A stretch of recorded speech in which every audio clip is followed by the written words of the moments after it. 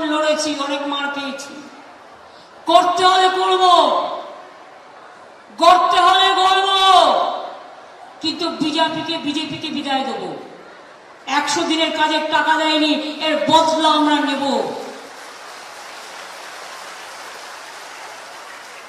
আর এখন থেকে কর্মশ্রী প্রজেক্ট আমরা চালু করেছি রাজ্যে।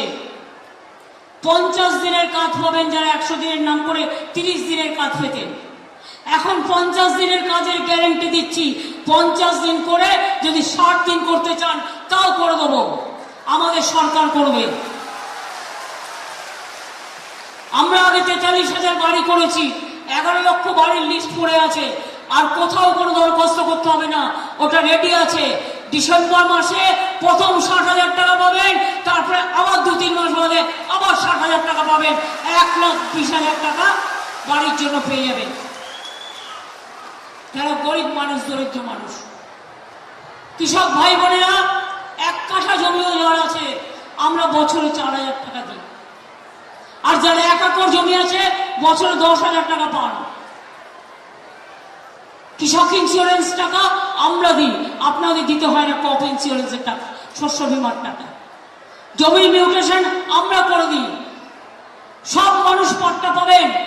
এছাড়াও সংখ্যালঘুরাও আলাদা বাড়ি পাচ্ছেন, তারাও আলাদা তাদের মতো উন্নয়ন করছেন, তাদের আলাদা প্রোগ্রাম আছে, তপশিলীদেরও আছে,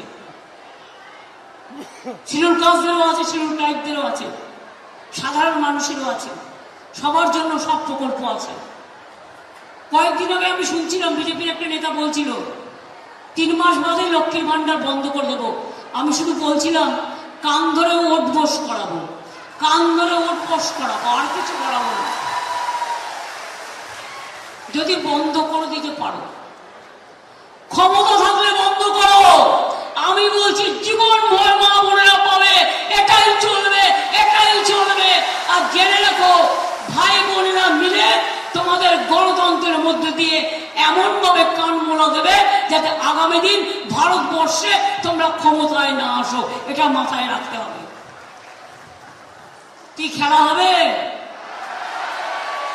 খেলা হবে, খেলা হবে, খেলা হবে।